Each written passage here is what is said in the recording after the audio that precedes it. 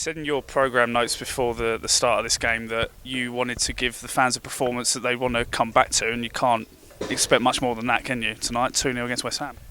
No, I hope they're pleased with what they've seen. Long way to go, which, we're only still into pre-season. But first game at home, can't get off to a better start than that. I thought we had a good crowd here as well tonight. And I thought we had two sides that really put in a shift.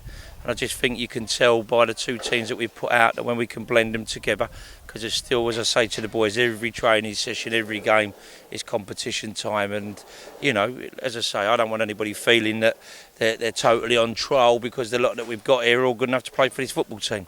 However, obviously I have a budget to work with, and I need to get the best for what we can afford and give us every chance that we can do well this season. Looking on tonight's performance, I thought you see some real work ethic. It was quite hard at first, pitch is quite dry. We didn't play as well as we'd like to have done, but I thought what you have seen of us, when we ain't got the ball, we get good shape, we get banked back in, everybody's doing their job and they're defending from the front, and that's really pleasing to see. And I thought we'd done that in the second half as well. You mentioned the same against St Neots, it's about the work rate, what they do off the ball as much as what they do on the ball. Was that something specifically that you wanted to work on in pre-season that you maybe saw last season there wasn't? Not necessarily what I see here last season, because to be fair, the games that you played against us, I thought Chelmsford played quite well. What we want to try and install into Chelmsford City is that we've got good work ethic, and first of all we're going to be able to beat, and I think you can see that. We're not conceding a lot of goals. I think the goals we have conceded have been more gifts than goals.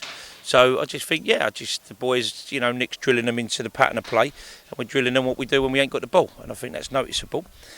I do feel the Chelmsford supporters love a team that work hard. And, as I say, one thing I said when I walked through the door, I will guarantee that these players will work hard for you. And when we can get the ball, we will try and be neat on the eye. But sometimes, maybe in the first half, we went a bit long. And that's what I said to him at half-time. Although Shamir's a big lad, we've got to go in a little bit shorter. And we've got to play a bit more quality in from his chest down, rather than keep trying to have a fight ball. And I think that was disrupting us a little bit. I think we really come on second half, he gave us a bit more of a platform to play from, and then I think you started seeing the fullbacks getting on, and you started seeing a little bit more width and a bit more pace with Hugo and Daly as well. So really good, really pleased. 3 great friendlies, as I say. If we could play like that all pre-season, yes, I'll be over the moon. But as I say, the biggest thing, it's going to be totally different when we enter Truro on the 6th of August. Fantastic goal as well from Max Cornhill at the end, and all of your strikers have got goals in the 3 pre-season games, so that's just going to breed confidence amongst the squad. Yeah, definitely. I mean, Max's strike was, that was an unbelievable strike, really, worthy of winning any game of football. A little bit disappointed we missed the penalty. Very dubious Billy Bricknell's one. Yeah, again, him and Robbie Wilmot done well with a diag, and he got on the end of it. A bit similar to St Neots, but both of them been flagged offside, so sooner or later hopefully they start going. But no, I thought, we had a little bit of a penalty, and I understand why Jack took it. He's ex-West Ham and his brother's playing against him as well, so I'm not going to ruin Jack for that, but I'm sure he's took better penalties in the past. But yeah, we are scoring goals, and that one tonight just typifies that we have got midfielders that can chip in with some goals. Overall, I think we should score goals all round the park.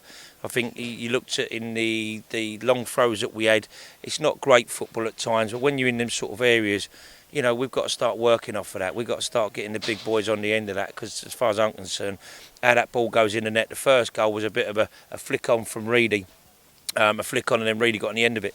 It doesn't matter how you score, you've got to score. There's a goal to be had, and that's what we've done. So I think with the actual long throws that we've achieved tonight, we've got to make better use of them, because to me I see 3 or 4 great chances in the first half go begging, so it's something else we want to brush up on. So if we've got that in our locker, and we also can get some midfielders chipping in and the forwards, then we've got goals in the team. And you've got the next matches against AFC Sudbury of the Ryman Premier League. Now they'll be flying high, they're confident after promotion last season.